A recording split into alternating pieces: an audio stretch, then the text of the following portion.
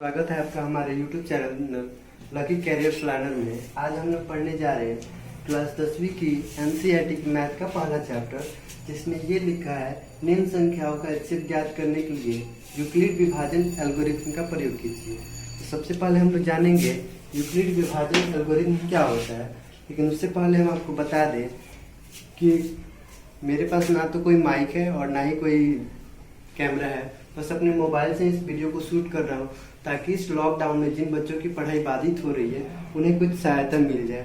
ठीक है, तो चलिए हम आगे पढ़ते हैं यूक्लिड विभाजन एल्गोरिथम क्या होता है। और एक और बात आपसे बताना चाहते हैं हम कि इस वीडियो में आप लोग वीडियो की क्वालिटी और साउंड क्वालिटी पे मत जाइएगा, वीडियो को पूरा देखिएगा और अच्छा लगे तो लाइक कीजिए, कमेंट कीजिएगा, या फिर कोई भी कमी हो तो कमेंट करके जरूर बताइएगा। चलिए फिर आगे चलते हैं। 4 और 21 लेते हैं। ठीक, 4 से अगर 21 में भाग करेंगे तो 5 बार में 20 आ जाएगा। ये तो इसके बचे 1 बचे, यानी इस 21 को हम लिखते हैं क्या है, ऐसे 4 गुने 5 जोड़ 1 लिखते हैं ना। ठीक, ऐसे हम बहुत पहले पढ़ चुके होंगे। यहाँ पे बीच वाला जो चीज रहता है, जो बड़ा अंक रहता है, उसको हम लोग बोलते हैं भाज्य, और नीचे जो यहाँ पे जो चीज रहता है उसको हम लोग बोलते हैं भाजक, और यहाँ पे जो चीज रहता है उसको बोलते हैं हम लोग भागफल। ठीक, और यहाँ पे जो भी चीज बच जाता है शेष में उसको हम लोग क्या बोलते हैं, शेषफल बोलते हैं। ठीक ना, तो हमें क्या ज्ञात करना है, यूक्लिड विभाजन एल्गोरिथम क्या निकालना है हमको, यूक्लिड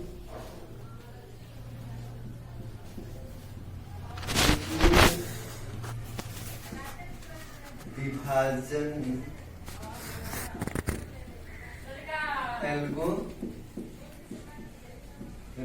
ठीक है, यूक्लिड विभाजन एल्गोरिथम यही ज्ञात करना है ना। तो देखिए बीच में जो रहता है उसको हम क्या बोलते हैं, भाज्य। तो यहाँ पे बीच में कौन है, ये है भाज्य। यहाँ पे लिख दीजिए आप भाज्य, लिख दिए बराबर। यहाँ पे जो चीज रहता है उसको हम लोग क्या बोलते हैं, भाजक। तो हम लिख दिए यहाँ पे भाजक। ठीक, फिर गुणा। यहाँ पे जो चीज रहता है इसको क्या बोलते हैं हम लोग, भागफल। यहाँ पे हो गया हमारा भागफल प्लस प्लस नीचे जो चीज आया था यहाँ पे इसको क्या बोलते हैं हम लोग, शेष बोलते हैं ना, शेष। यही होता है हमारा यूक्लिड विभाजन प्रमेय का, समझे। यानी कि अगर इसको हम मान लेते हैं, भाज्य को a मान लेते हैं और भाज्य को b मान लेते हैं और क्वेश्चन को q मान लेते हैं, प्लस शेष यानी कि रिमाइंडर इसको r मान लेते हैं। ठीक है, तो ये हमारा क्या हो जाएगा, यूक्लिड विभाजन प्रमेय का। इसको हम लोग ऐसे लिखेंगे, a बराबर bq प्लस r। समझे, यही होता है हमारा यूक्लिड विभाजन एल्गोरिथम। लेकिन साथ ही साथ ये ध्यान देने वाली बात होती है, जो भी शेष होता है वो हमेशा भाजक से क्या होता है, छोटा होता है। जैसे यहाँ पे भाजक 4 है और शेष कितना है, 1 है, छोटा है ना। जब भी भाजक जो होगा वो शेषफल से बड़ा होगा, या शेषफल जो होगा वो भाजक से हमेशा छोटा होगा, या फिर 0 होगा। होगा या तो 0 होगा या 0 से बड़ा होगा, लेकिन भाजक से हमेशा छोटा रहेगा। जैसे कि मान लीजिए अगर यहाँ पे 4 और 20 रहता तो 4 25 कितना हो जाता, 20। क्या बचते क्या बचता, 0। तो वही बोले शेष या तो 0 निकलेगा या फिर 0 से बड़ा निकलेगा, लेकिन हाँ भाजक से हमेशा छोटा ही निकलेगा। तो इस बात को हमेशा ध्यान में रखिएगा। ये r जो होता है या तो 0 के बराबर निकलेगा, नहीं तो 0 से बड़ा निकलेगा, लेकिन भाजक से हमेशा छोटा ही निकलेगा। ये हमारा है विभाजन एल्गोरिथम। ठीक है, इस बात को ध्यान में रखते हुए हम आगे सवाल को बनाएंगे। चलिए इस चीज को आप नोट डाउन कर लीजिए समझने के लिए।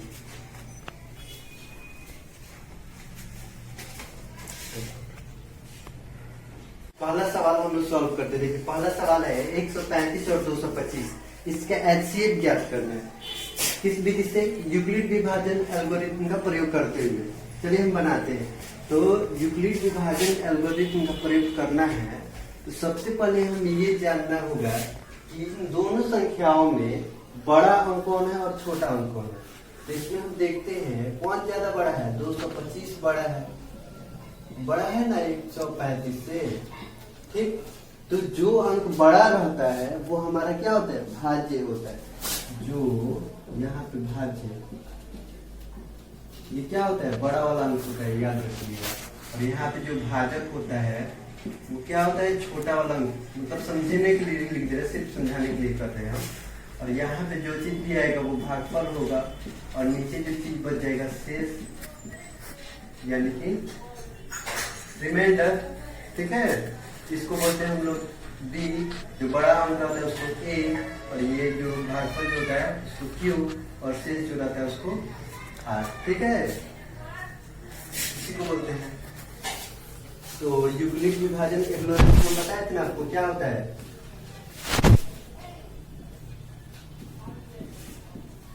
यूक्लिड विभाजन एल्गोरिथम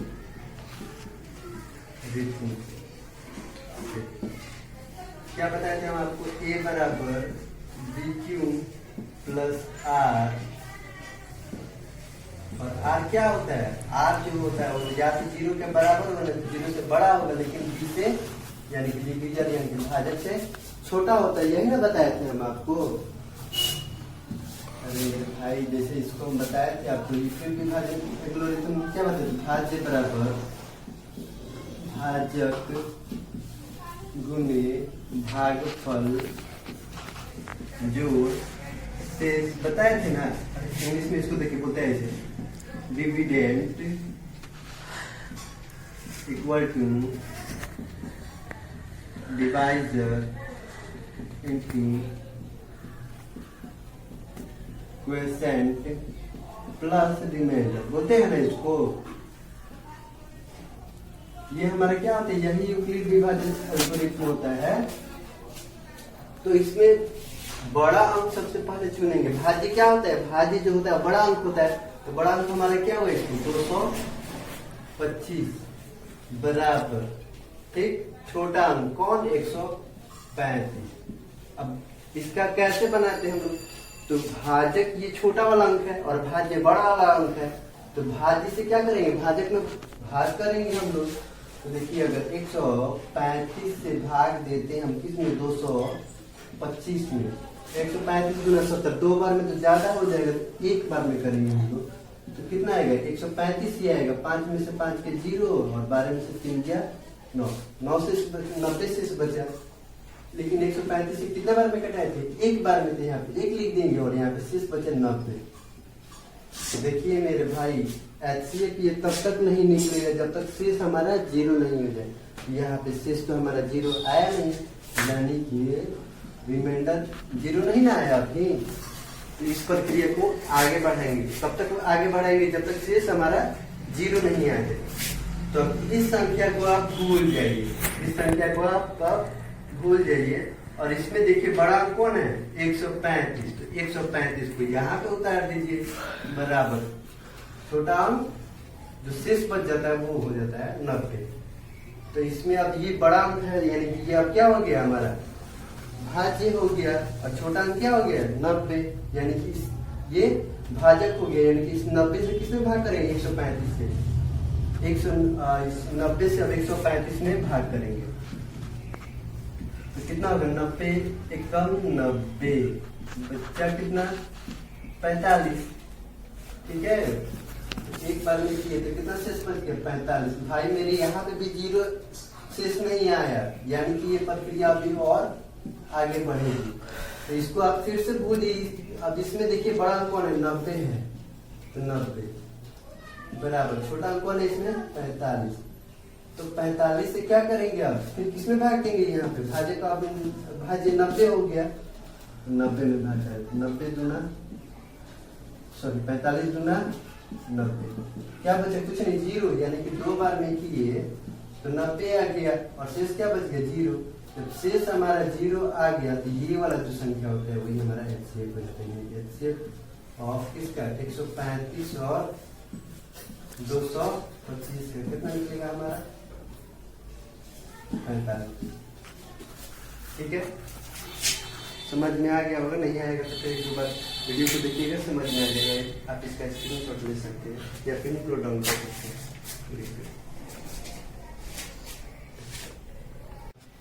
ठीक है, अब इसी तरह से अगला सवाल जो है हमारा 196 और 38,220, उसका भी एचसीएफ निकालते हैं किस विधि से, यूक्लिड विभाजन एल्गोरिथम का प्रयोग करते हैं। चलिए फिर बनाते हैं।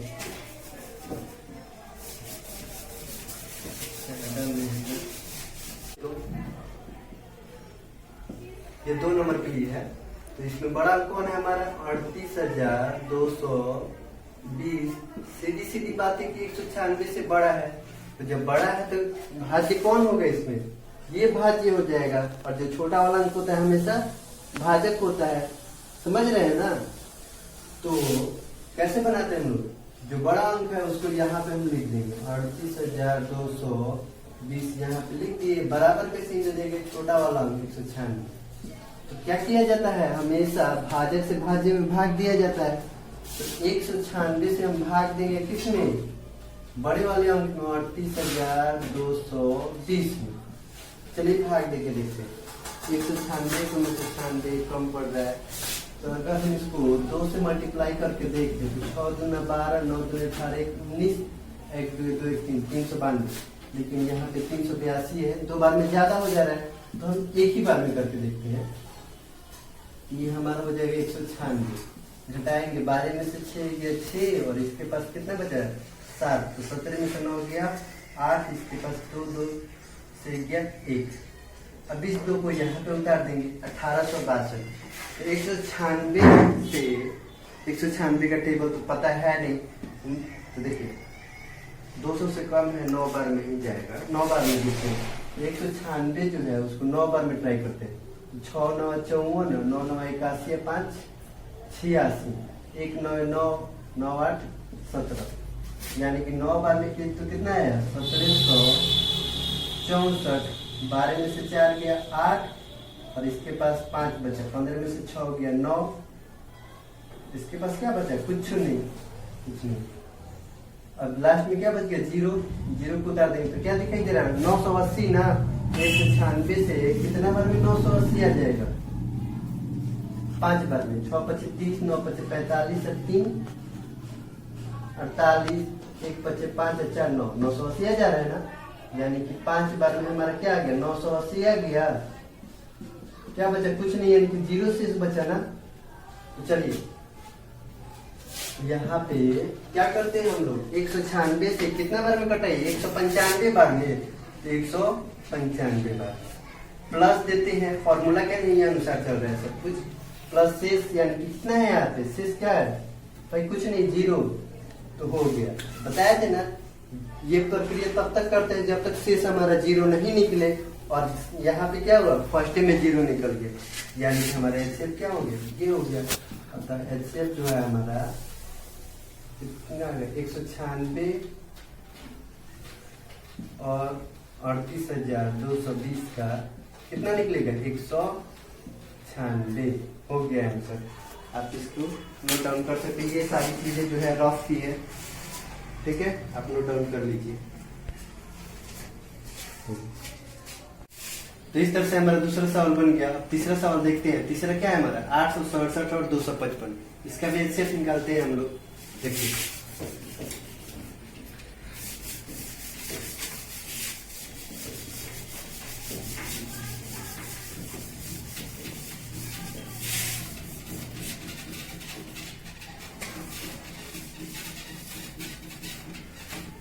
तो इसमें सबसे पहले क्या चुनेंगे हम लोग, चुनेंगे कि बड़ा अंक कौन है। तो बड़ा अंक कौन है इसमें, देखिए तो बड़ा अंक है 867, किससे बड़ा है 255 से। तो इसमें हमारा भाज्य कौन हो जाएगा 867 की होगा।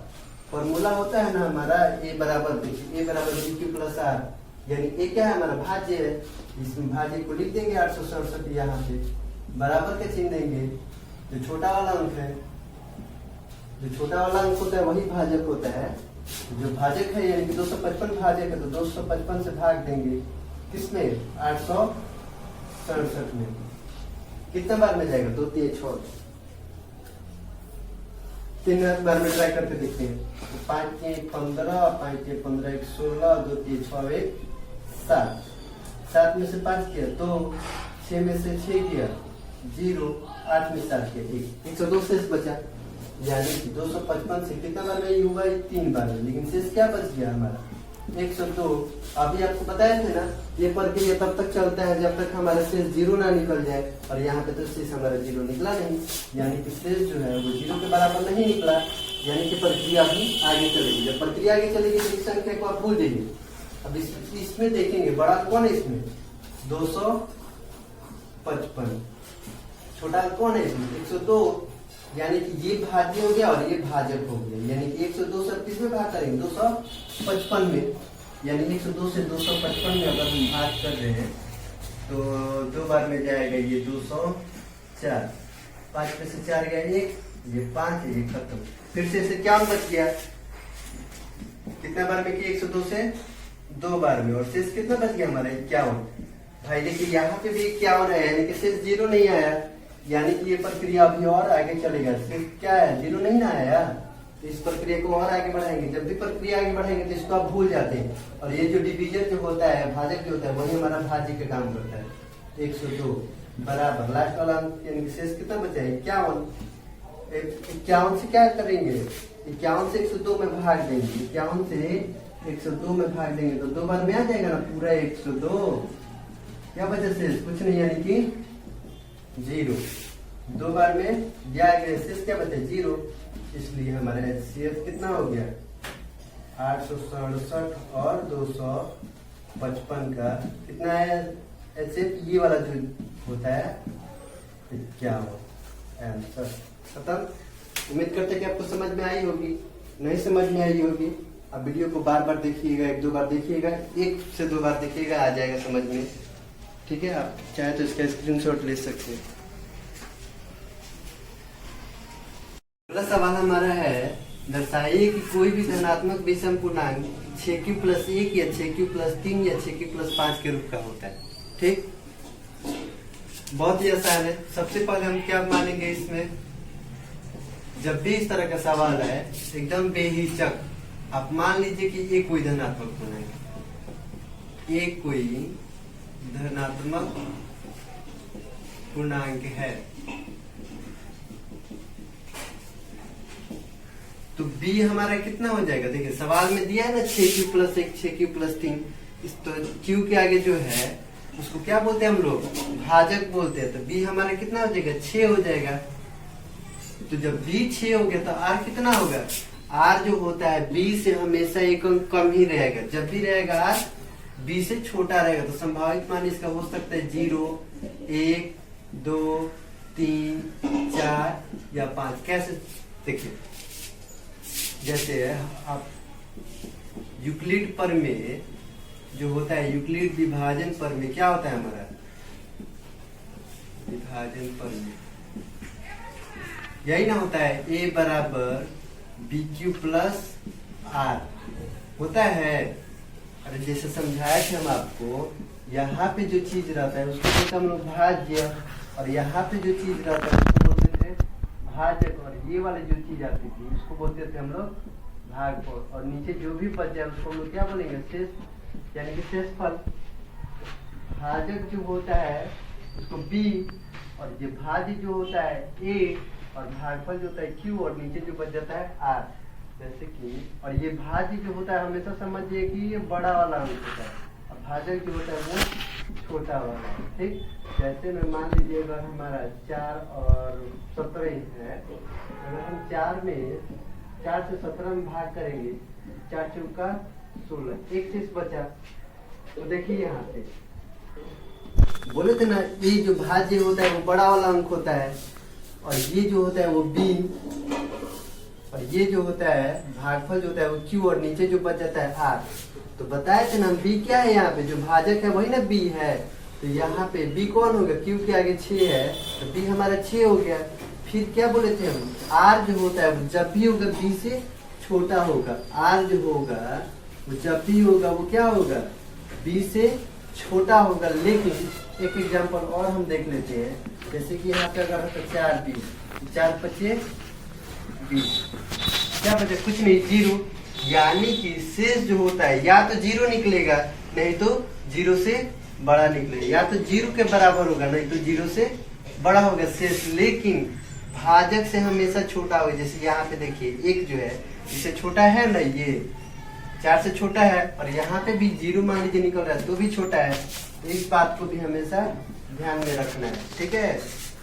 अब चलिए इसी का प्रयोग करके हम सिद्ध करेंगे। तो मान लीजिए इस प्रमेय में जब r बराबर हम क्या क्या माने, 0 1 2 3 4 5 तक, अगर r बराबर हम 0 लेते हैं तो a बराबर हमारा कितना हो जाएगा? a बराबर b का मान कितना हमारा 6q, प्लस दिया तो प्लस, और r का मान क्या रखेंगे हम लोग? 0। तो ये कितना हो जाएगा? किसी भी संख्या में 0 जोड़ेंगे तो सेम वही संख्या प्राप्त होती है, तो 6q। फिर अगर जब हम r बराबर अब 1 मान लेंगे तो हमारा a कितना हो जाएगा? फिर से यही फॉर्मूला, b के बदले में 6q प्लस r के बदले में अब 1, ठीक। जब r बराबर अगर हम 2 मानते हैं तो a बराबर कितना हो जाएगा? सेम टू सेम वही r का मान हम रखते जाएंगे। जैसे यहाँ पे 1 रखे थे, अब r के बदले में यहाँ पे 2 रखेंगे। जब r बराबर अब 3 रखेंगे तो ये बराबर हमारा कितना हो जाएगा? 6q प्लस, अब r के बदले में 3 रख देंगे, ठीक है। यहाँ पे लिख देते हैं, बोर्ड थोड़ा सा छोटा है, नीचे दिखाई नहीं दे रहा होगा।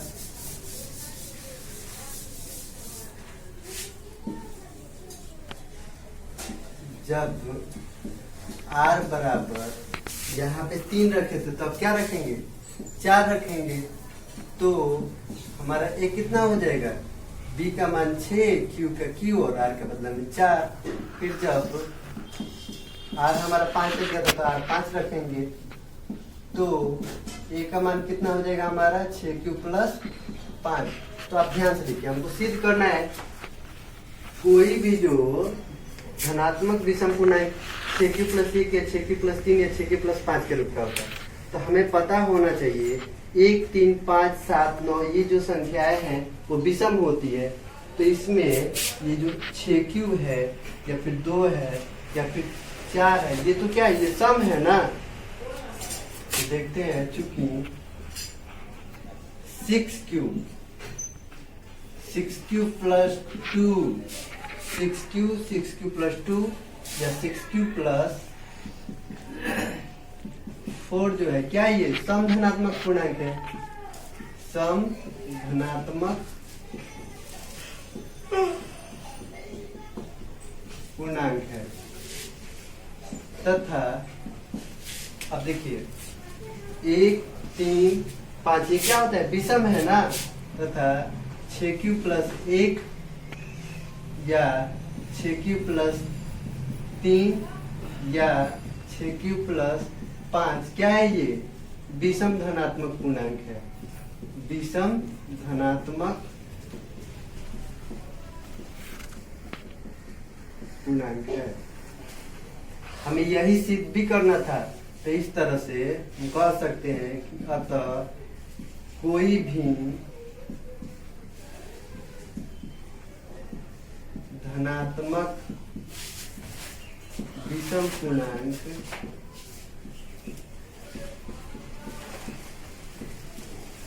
q प्लस 1 या 6q प्लस 3 या 6q प्लस 5 के रूप का होता है।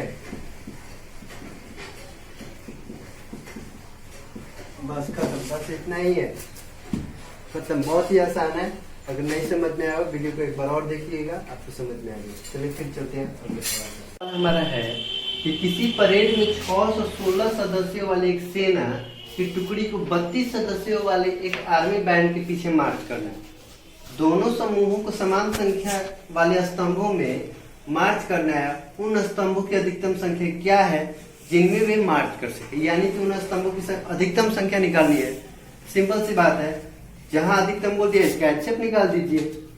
अब आप सोचिए कि HCF कैसे पता चला। तो भाई मेरे HCF का फुल फॉर्म ही होता है हाईएस्ट कॉमन फैक्टर। हाईएस्ट यानी कि अधिकतम यानी कि महत्तम। तो महत्तम संख्या इसकी ज्ञात करनी है, तो हमारा आंसर हो जाएगा क्या, HCF ऑफ कितना कितना है 616 और 32 क्या हो जाएगा हमारा, उन स्तंभों की अधिकतम संख्या, यानी कि स्तंभों की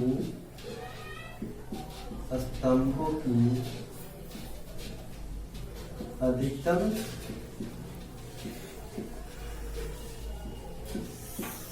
संख्या जिनमें वे मार्च कर सकते। ठीक है, तो देखिए HCF निकालना है, तो यूक्लिड विभाजन एल्गोरिथम से क्या होता है, A बराबर BQ प्लस R, और R जो होता है वो या तो 0 के बराबर होता है, ना तो 0 से बड़ा होता है, ना तो लेकिन B से छोटा होता है। इस बात को दिमाग में बैठा लीजिएगा। सबसे पहले इसमें दोनों में चुनेंगे बड़ा कौन है, 616 बड़ा है 32 से, ठीक है ना बड़ा।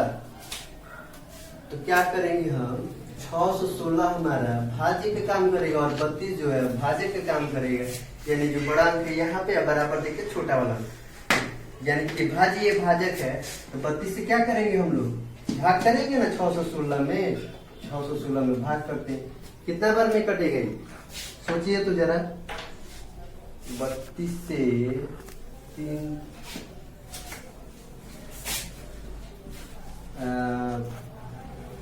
10 बार में 320, 20 बार में अधिक हो जाएगा, 18 बार में करते हैं, 18 दूना 36, 18 3 54, 54 3 57, 576 कम पड़ा। एक बार और देखते हैं, 32 में अगर 19 से करते तो 19 दूना 38, 19 के 57, 57 3 60, 608 कम आ जा रहा है 19 बार में, तो 19 बार में करेंगे तो कितना आएगा 608, घटाएंगे तो 8 बचेगा, 16 में से 8 के 8 ही ना बचेगा, और ये खत्म।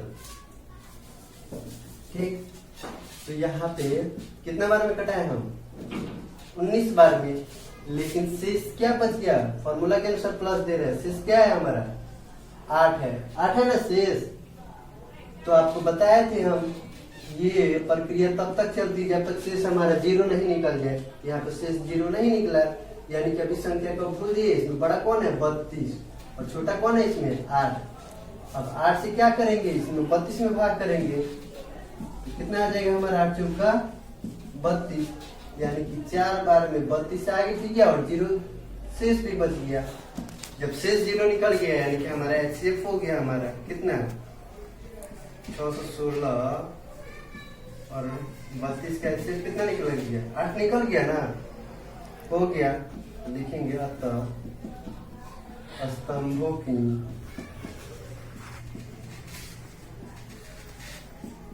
अधिकतम संख्या बराबर 8 हो गया, आंसर खत्म। इसको नोट डाउन कर लीजिए या फिर स्क्रीनशॉट ले लीजिए। सवाल है, यूक्लिड विभाजन परिमेयिका का प्रयोग करके दर्शाइए कि किसी धनात्मक पूर्णांक का वर्ग किसी पूर्णांक m के लिए 3m या 3m+1 के रूप का होता है। ठीक है, चलिए इसको हल करते हैं। इस तरह का जब भी सवाल है, तो पहले भी हम बता चुके हैं, जब भी इस तरह का सवाल है तो सबसे पहले हम लोग मानेंगे, क्या मानेंगे, मान लेंगे कि ये कोई धनात्मक पूर्णांक है, ये कोई धनात्मक पूर्णांक है।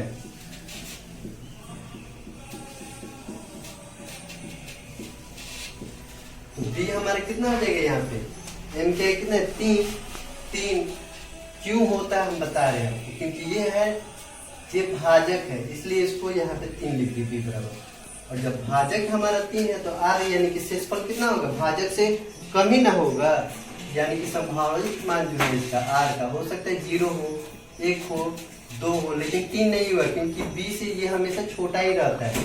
ठीक है, आप पहले भी पढ़ चुके हैं यूक्लिड विभाजन प्रमेय से। यूक्लिड विभाजन प्रमेय क्या होता है? a बराबर बी क्यू प्लस आर, यही होता है ना, जहां r क्या होता है? r जो होता है वो या तो 0 के बराबर होगा, नहीं तो 0 से बड़ा होगा, लेकिन डिवाइजर यानी कि भाजक से हमेशा छोटा होगा। ठीक है, तो अब चलते हैं इस प्रमेय में हम r का मान रखते। जब r बराबर अगर हम 0 मान लें, r बराबर अगर हमारा 0 हो तो इस फॉर्मूला के अनुसार ही बनाएंगे। देखिए a बराबर क्या? b, b हमारा कितना है इसमें? 3, q प्लस r हमारा कितना हो गया? 0। आपको पता है किसी भी संख्या में अगर 0 जोड़ेंगे तो फिर वही संख्या मिल जाएगी। 3q में 0 जोड़ेंगे तो क्या मिलेगा? 3q ही मिलेगा। लेकिन सवाल में ध्यान देने वाली बात यह है कि बोले किसी धनात्मक पूर्णांक का वर्ग यानी कि दोनों तरफ क्या करना पड़ेगा? हमें स्क्वायर करना पड़ेगा, वर्ग करना पड़ेगा। तो चलिए, दोनों तरफ वर्ग करने पर तो 3q का स्क्वायर। तो आपको पता है ना 3q का स्क्वायर यानी कि 3 को 2 बार गुणा करना है। जैसे 3q का स्क्वायर अगर हम कर रहे हैं, इसका मतलब क्या होता है? 3q गुणे 3q, 2 बार इसको लिख देंगे तो 3 3 का 9 और ये q का क्यू स्क्वायर होता है ना इससे। तो वही चीज हम यहाँ पे लिख देंगे 3q का स्क्वायर यानी कि 9q स्क्वायर। लेकिन सवाल में तो कहीं हमारा यहाँ पे 9 नहीं दिया है, क्या दिया है? 3 दिया है। तो इस सोचिए इस 9 में 3 कॉमन हो सकता है ना, तो 3 कॉमन करेंगे तो 9 कितना बार में आता है? 3 बार में, यानी 3q स्क्वायर। तब इस चीज को 3 के 3 और बगल में जो चीज भी इसका मल्टीपल में होगा उसको क्या मान लेंगे? m मान लेंगे हम। जहाँ m कहाँ से आई है? हमारा m जो आया है 3q स्क्वायर के बदले में आया है। ठीक है, r बराबर क्या माने थे? 0 माने थे। अब r बराबर क्या मानेंगे? जब r बराबर मान लेंगे 1, पहले 0, अब क्या मान रहे हैं? 1, तो ये हमारा कितना हो जाएगा? फॉर्मूला के अनुसार bq यानी कि b बदला में 3q प्लस r कितना? 1 रखेंगे ना। लेकिन सवाल फिर से ध्यान दीजिए, धनात्मक पूर्णांक का वर्ग बोला है, तो क्या करेंगे हम? फिर से दोनों तरफ वर्ग करेंगे। दोनों तरफ क्या करेंगे? वर्ग करेंगे। वर्ग करने पर बोर्ड छोटा है इसलिए हम यहाँ पे बना रहे हैं, आगे देखते हैं, नीचे दिखाई नहीं देगा। दोनों तरफ जब वर्ग करेंगे तो क्या होगा? पहले a पे स्क्वायर होगा और फिर इस साइड में क्या है? 3q प्लस 1, तो 3q प्लस 1 का होल स्क्वायर करेंगे। यहाँ पे देखिए, जिसको a प्लस बी का होल स्क्वायर पता है उसको तो एकदम आसानी से समझ में आ जाएगा। लेकिन कुछ बच्चे ऐसे भी होते हैं जिनको 3q plus a plus B का होल स्क्वायर अभी तक याद नहीं होगा। उनके लिए हम विशेष तौर पे बता रहे हैं। जिनको पता है वो तो अच्छी बात है, जिनको नहीं पता है वो थोड़ा ज्यादा ध्यान देंगे। जैसे फॉर्मूला होता है हमारा a प्लस बी का होल स्क्वायर, क्या होता है? a square plus 2ab plus B square. ठीक, यहाँ पे मान लीजिए हमारा है 3q, a के बदला में है और b के बदला में कितना है? यहाँ पे 1 है, होल स्क्वायर। तो क्या करेंगे? जहां जहां a है वहां पे हम 3q रख देंगे और जहां जहां b है वहां पे 1 रख देंगे। यही ना करते हैं हम लोग। जैसे कि a स्क्वायर लिखा है तो हम पहले क्या लिखेंगे? 3q का स्क्वायर कर देंगे। प्लस दिया है तो प्लस फॉर्मूला कहीं 2 होता है तो 2 लिख देंगे। और फिर ab लिखा है ab यानी कि a 3q और b 1 यानी कि 3q इंटू 1। फिर फॉर्मूला का प्लस तो प्लस, फिर b लिखे यानी b यानी कि 1 का स्क्वायर है तो स्क्वायर लिख देंगे। समझ रहे हैं बात को? इसी तरह इसको हम सेट करेंगे। तो चलिए सेट करते हैं। a स्क्वायर बराबर बोले हैं ना a प्लस बी की होल स्क्वायर करते हैं तो फॉर्मूला होता है a स्क्वायर यानी कि 3q का स्क्वायर। फिर होता है प्लस 2ab यानी कि 2ab, तो 2 के 2 फॉर्मूला वाला और a b जो है a 3q और b हमारा हो गया 1। फिर प्लस बी स्क्वायर यानी कि बी मतलब है 1 है, तो 1 का स्क्वायर, ठीक है। तो ए स्क्वायर बराबर हमारा कितना है 3q का स्क्वायर, अभी बताए थे ना 3q का स्क्वायर यानी कि 3 को 2 बार गुणा करना है, यहाँ पे बताए थे। तो 3q का स्क्वायर कितना हो जाएगा हमारा, हो जाएगा 9q स्क्वायर, और गुणा करेंगे 2 3 6 6 एकम 6q, और 1 का स्क्वायर कितना होता है 1 ही होता है ना, लिख देंगे। लेकिन सवाल में हमारा कहीं इस तरह का चीज नहीं दिखाई दे रहा, 9 नहीं दिखाई दे रहा है, हमें क्या चाहिए 3m के रूप में चाहिए। तो देखिए तो यहाँ पे भी हमारा 3 कॉमन हो सकता है ना, बिल्कुल हो सकता है। 3 3 का ये 9q स्क्वायर का q स्क्वायर प्लस 3 दूना 6q और 3 एकम 3 के पहाड़ा में तो एक आता नहीं है, इसलिए इसको हम लोग क्या करेंगे, इसको बाहर ही छोड़ देंगे, ठीक है। तो यहाँ पे हमारा क्या हो जाएगा 3 के 3 के बाद जो भी मल्टीपल है इसका m मान लेंगे, अब बाहर जो +1 है +1 उतार देंगे। अब ये m कहाँ से आया भाई, ये m आया हमारे यहाँ पे 3q स्क्वायर प्लस 2q के बदले में, ठीक है। तो r बराबर 0 माने थे तो हमारा ये चीज प्राप्त हुआ, और r बराबर जब 1 माने थे तो ये मिला। चलिए अब r बराबर क्या बच गया 2, तो जब हम r बराबर 2 मान के चलते हैं तो ये हमारा कितना हो जाएगा, इसी फॉर्मूला के अनुसार, सब फॉर्मूला के हो रहा है BQ, यानी B हमारा कितना है 3q प्लस r के बदले में क्या रख देंगे 2 रख देंगे ना हम यहाँ पे। लेकिन साथ ही साथ क्या करना है, किसी धनात्मक पूर्णांक का वर्ग, तो फिर से क्या लिखेंगे दोनों तरफ वर्ग कर लेते, दोनों तरफ वर्ग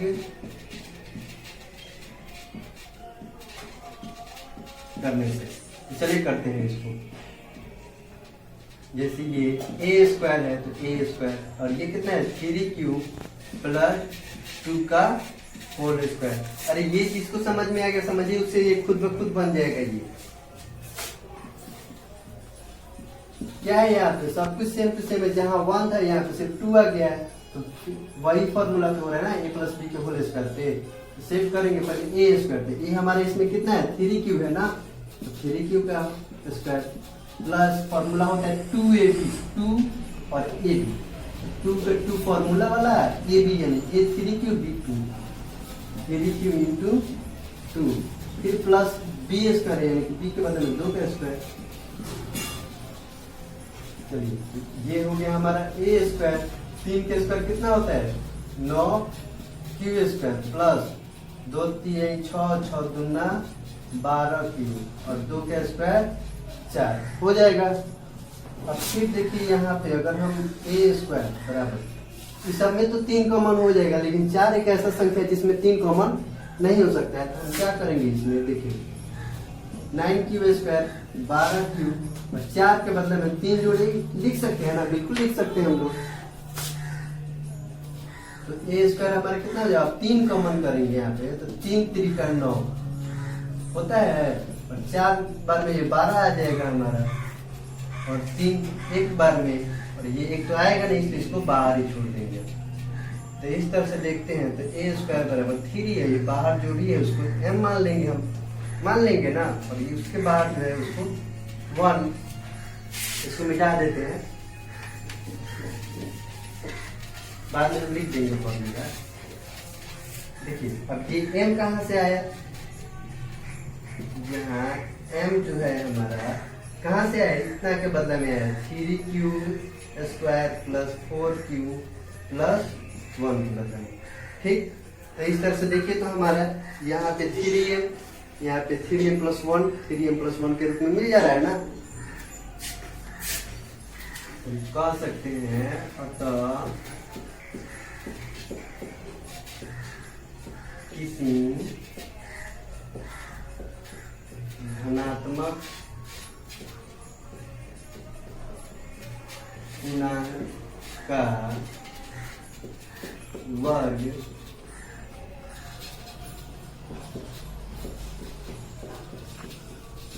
पूर्णांक m के लिए 3m या 3m प्लस 1 के रूप का होता है। रूट का होता है। देखिए यहाँ पे ये सवाल खत्म।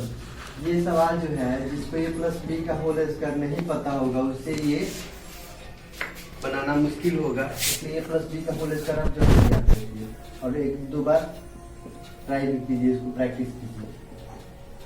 लिख दे रहा हूँ, इसको याद कर लीजिएगा आप। देखिए उम्मीद करते समझ में आ गया होगा, नहीं समझ में आएगा तो वीडियो को एक दो बार देखिएगा, जरूर समझ में आ जाएगा। आप चाहे तो इसका स्क्रीनशॉट ले सकते हैं। यानी कि 5 नंबर का जो सवाल है वो बोलता है यूक्लिड विभाजन परिमेयिका का प्रयोग करके दर्शाइए कि किसी धनात्मक पूर्णांक का घन 9m या 9m+1 या 9m+8 के रूप का होता है। ठीक है, यहाँ पे कुछ नहीं है, पिछले सवाल के जैसा ही है, सिर्फ यहाँ पे जहाँ पे वर्ग था यहाँ पे अब घन करना है। चलिए फिर हल करते हैं। पहले भी बताया है जब भी इस तरह का सवाल मिले हमें मान लेना है। क्या मानना है? सबसे पहले मानेंगे कि ये कोई धनात्मक पूर्णांक है, ये कोई धनात्मक पूर्णांक है।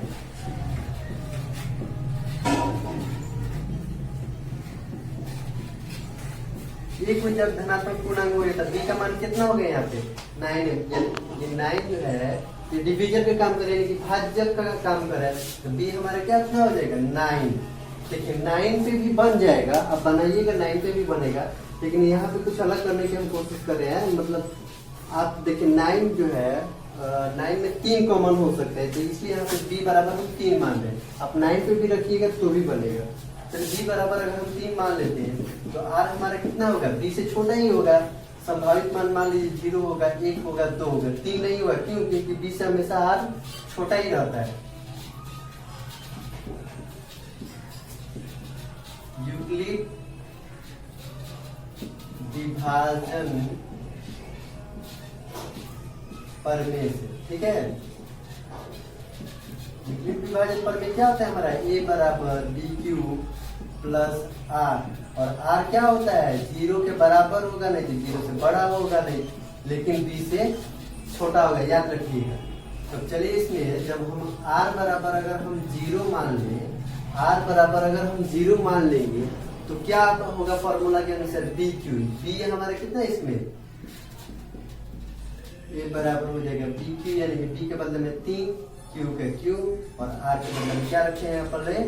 0। तो आपको पहले भी बताया था किसी भी संख्या में 0 जोड़ने पे वो संख्या ही प्राप्त होती है, यानी कि 3q में 0 जोड़ेंगे तो क्या मिलेगा? हमें 3q ही मिलेगा। लेकिन सवाल क्या बोल रहा है? किसी धनात्मक पूर्णांक का घन बोल रहा है। घन, घन यानी कि दोनों तरफ घन करने पे, दोनों तरफ घन करने पर, ठीक है। चलिए दोनों तरफ घन करते, जैसे ये a है, अगर a का घन करेंगे तो ऐसे लिखेंगे। यहाँ पे क्या लिखा है? 3q, इसका घन करेंगे तो घन का मतलब क्या होता है? किसी भी संख्या को 3 बार गुणा करना। जैसे 3q लिखा है, इसका घन करना है हमको, तो इसको क्या करेंगे? 3 बार लिखेंगे इस तरह से। देखिए 3 3 का 9, 9 3 27, q का q हो जाएगा ये, तो वही यहाँ पे लिख देंगे 27 q का q, ठीक है। लेकिन हमारे सवाल में देखिए, यहाँ पे सवाल पे देखिए आप, कहीं भी सवाल में 27 तो नहीं लिखा है। क्या लिखा है? 9m के रूप में लाना है। तो क्या करेंगे? 27 में हमारा 9 कॉमन हो सकता है, तो चलिए 9 कॉमन ले लेते हैं। 27 में अगर 9 कॉमन लेंगे तो 9 का पढ़ाई कितना बार पढ़े? 27 से 3 बार में, ठीक। क्या करेंगे? 9 का 9 है, इसके बगल में जो चीज मल्टीपल है उसको m मान लेंगे। अभी ये m कहाँ से आया हमारा? m जो है वो आया 3q, q के बदले में ना, ठीक है। अब चलेंगे, जब अभी क्या माने? r बराबर 0 माने थे तो हमारे ये 9m प्राप्त हुआ। अब r बराबर क्या मानेंगे? 1 मानेंगे। जब r बराबर 1 मानेंगे तो ये हमारे कितना हो जाएगा? फॉर्मूला के अनुसार ही बी क्यू, यानी बी यानी कि 3q का q और r के बदला में 1। लेकिन सवाल फिर से ध्यान देखिए, सवाल में यहाँ पे क्या बोला है? किसी धनात्मक पूर्णांक का घन 9m, घन बोला है, ध्यान में रखिए। यानी कि फिर से क्या करेंगे? दोनों तरफ हम लोग घन करेंगे। दोनों तरफ घन करने पर, दोनों तरफ घन करेंगे तो यहाँ पे a के पावर 3 हो जाएगा बराबर, यहाँ पे क्या दिया 3q प्लस 1 का होल, ठीक है। तब ये दिया है a प्लस बी के होल क्यूब। देखिए ये a प्लस बी के होल क्यूब पे है, तो जब तक a प्लस बी का होल क्यूब आपको नहीं पता होगा तो ये सवाल समझना आपके लिए काफी मुश्किल हो सकता है। तो सबसे पहले हम लोग जान लेते हैं कि a plus B whole cube क्या होता है। पिछले क्लास में आप जानते भी होंगे, जो नहीं जानते हैं वो विशेष ध्यान देंगे इस पे। और a प्लस बी का होल क्यूब तो कई तरह से होता है, लेकिन हम यहाँ पे वही बताएंगे जो इस सवाल के लिए ज्यादा उपयोगी होगा। देखिए a cube plus 3a² b plus 3ab² plus b cube, ठीक है।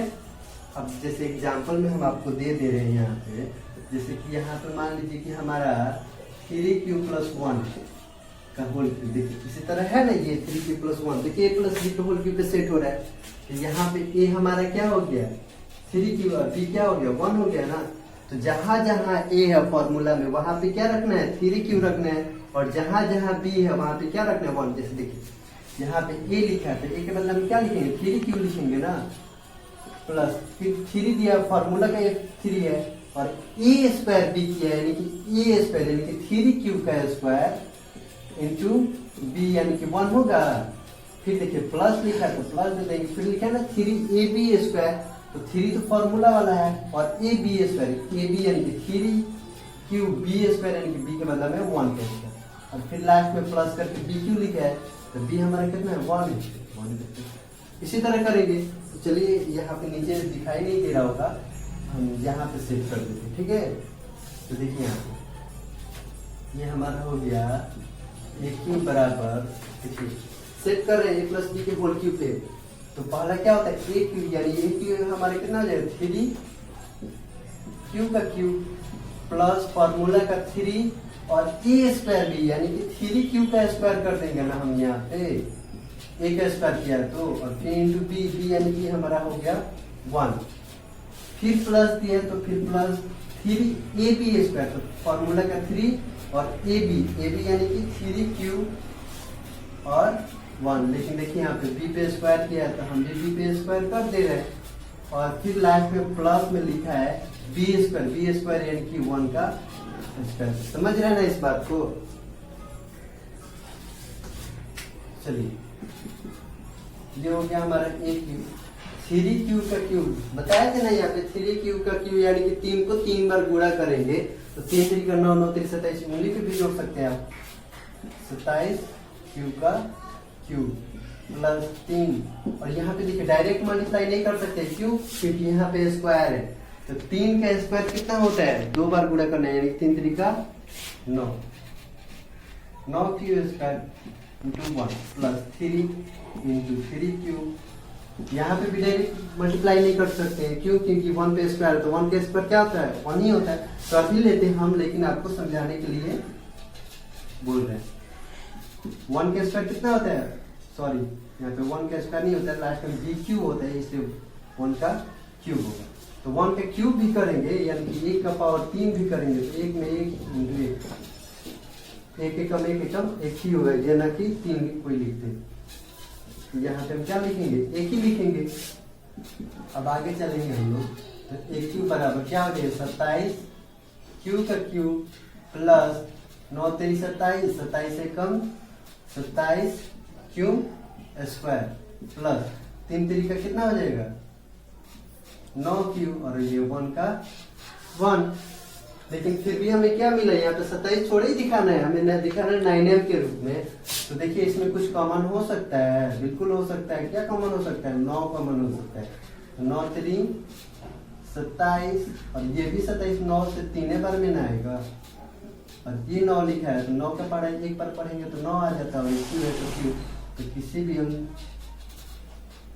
इसके आगे 1 छिपा रहता है, प्लस प्लस 1 तो 9 के पहाड़ा में आता नहीं, इसलिए इसको बाहर ही छोड़ देंगे। तो a क्यूब बराबर 9, 9 के बाद जो भी मल्टीप्लाई में होगा उसको m मान लेंगे, या प्लस 1 मान लेंगे। अब ये m कहाँ से आया, ये m जो है हमारे टोटल कितना के बदले में आया ना, 3q का q plus 3q square plus q। ध्यान में रखिएगा इस बात को। देखिए r बराबर 0 माने तो हमें 9m प्राप्त हो गया यहाँ पे। अब r बराबर 1 मानने हैं तो ये 9m प्लस 1 प्राप्त हो गया, ठीक है। अब r बराबर क्या बच गया, 2 बच गया ना, तो अब हम क्या मानेंगे अब यहाँ पे, जब r बराबर हमारा हो जाए 2 तो a बराबर कितना हो जाएगा, फिर वही चीज dq यानी कि 3q प्लस r के बदले में 2। लेकिन हमें सवाल को ध्यान में रखते हैं किसी धनात्मक पूर्णांक का घन यानी कि दोनों तरफ फिर से घन करेंगे हम लोग, दोनों तरफ घन करने पर। तो चलिए जैसे इसका घन करेंगे a क्यूब तो 3q प्लस 2 का क्यूब। देखिए जो इस चीज को समझ गए हैं, समझिए कि ये उनसे खुद ब खुद बन जाएगा। क्यों, क्योंकि ये भी a प्लस बी के होल क्यूब पे था, ये भी a प्लस बी के होल क्यूब पे है। अंतर क्या है, सिर्फ यहाँ पे 1 था, यहाँ पे 2 है, बाकी सब कुछ तो सेम ही है ना। a क्यूब देखिए फिर से, लेकिन हम बता दे रहे हैं फॉर्मूला होता है a प्लस बी के होल क्यूब, तो a क्यूब के मतलब में हमारा हो जाएगा 3q का क्यूब।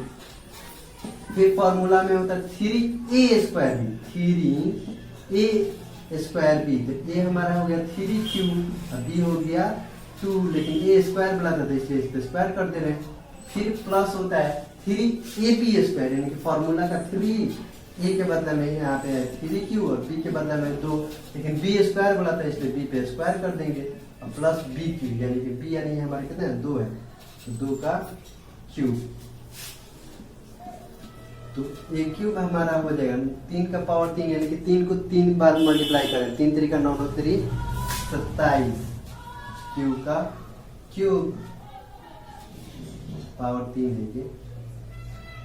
फिर 3 डायरेक्ट नहीं कर सकते, क्यों, कर भी सकते हैं, जैसे 3 का स्क्वायर 9 9 3 27 27 गुना 54 कर सकते हैं, लेकिन फिर भी लिख दे रहे हैं 3 का स्क्वायर 9 क्यूब और ये 2, फिर 3 क्यूब और 2 के स्क्वायर 4 और 2 के पावर 3, यानी कि 2 को 3 बार गुणा कीजिएगा तो 8 हो जाएगा। तो a क्यूब बराबर हो जाएगा हमारा 27 क्यूब का क्यूब प्लस 9 3 27 गुना 54 क्यूब स्क्वायर प्लस 3 3 का 9 4 का 36 क्यूब प्लस 8। ठीक है, हो गया। शायद नीचे नहीं दिखाई दे रहा होगा तो हम यहाँ पे लिख दे रहे हैं, ये आपको समझ में आ गया होगा, हम बाद में फिर फॉर्मूला लिख देंगे आपके लिए।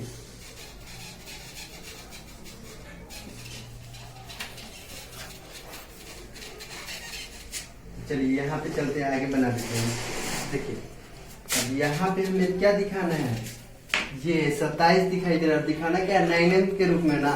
इसमें देखिए भी, इसमें भी 9 कॉमन हो सकता है ना, बिल्कुल हो सकता है।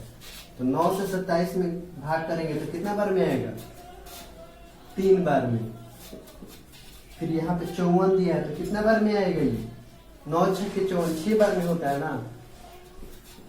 और फिर देखिए 36 कितना बार में आता है, 9 से 4 बार में। और ये 8 तो 9 के पहाड़ा में आएगा नहीं, तो इसको बाहर ही छोड़ देते हैं हम 8। देखा जाए इस तरह से तो a क्यूब बराबर क्या निकला 9, और इसके जो भी मल्टीपल है m बाहर ये 8, जहाँ m बराबर क्या है, m जो है वो 3q का cube plus 6q square plus 4q है ना, ये समझे। तो इस तरह से हम कह सकते हैं, अतः किसी धनात्मक पूर्णांक का घन 9m या 9m प्लस 1 या 9m प्लस 8 के रूप का होता है। ठीक है, देखिए यहाँ पे सबसे पहले मानेंगे क्या, हम सबसे पहले मान लेंगे कि ये कोई धनात्मक पूर्णांक है और बी क्या होगा, यहाँ पे 9 है तो 9 जो है वो 3 का कॉमन होता है, इसलिए हम जानबूझ के 3 माने हैं। हालांकि 9 पे भी निकल सकता है, तो आर इससे छोटा ही होगा। आर जो होगा 0 1 2 3 तो होगा नहीं, क्योंकि इससे छोटा ही होगा। अब यूक्लिड विभाजित करने से अगर हम लोग चलेंगे तो ये बराबर क्या होता है, डी क्यू प्लस आर, जहाँ आर जो होता है वो तो या तो 0 होगा नहीं तो 0 से बड़ा होगा, लेकिन डिविजन से छोटा होगा। अब आर बराबर जब 0 मानेंगे तो हमारा ये यहाँ पे 9m प्राप्त हो जाएगा, और जब आर बराबर 1 मानेंगे तो 9m प्लस 1 प्राप्त हो जाएगा, और आर बराबर जब 2 माने हैं यहाँ पे हमारा 9m प्लस 2 प्राप्त हो गया। तो इस तरह से हम कह सकते हैं किसी धनात्मक पूर्णांक का घन जो होता है 9m या 9m प्लस 1 या 9m प्लस 1 के रूप का होता है। ठीक है, इसके लिए आपको ये फॉर्मूला हर हाल में याद रखना ही पड़ेगा। यहाँ पे लिखिएगा, फॉर्मूला जरूर याद कर लीजिएगा जिसको नहीं याद होगा। A cube plus 3 a square b plus 3 a b square plus b cube. ठीक, चलिए फिर यहाँ से ये लेसन कंप्लीट होता है। तो इस तरह से सवाल ये हमारा कंप्लीट हुआ और चैप्टर भी खत्म हो गया। तो देखिए, ये जिनको समझ में नहीं भी आया है वो वीडियो को 1-2 बार रिवर्स करके रिप्ले करके देखेंगे तो समझ में आ जाएगा, और नहीं हो तो इसका आप स्क्रीनशॉट ले सकते हैं, स्क्रीनशॉट कर लीजिएगा या फिर वीडियो को पॉज कर लीजिएगा और इसको नोट डाउन कर लीजिएगा। और हाँ, अगर अच्छा लगे तो चैनल को लाइक कीजिएगा और सब्सक्राइब कीजिएगा, और साथ ही साथ कोई कमी रह गई हो तो आप कमेंट करके हमें ज़रूर बताइएगा, ताकि हम अगले वीडियो में अपनी कमी को दूर कर सकें। चलिए फिर इसका स्क्रीनशॉट ले लीजिए या फिर इसका वीडियो को पॉज कर दीजिए।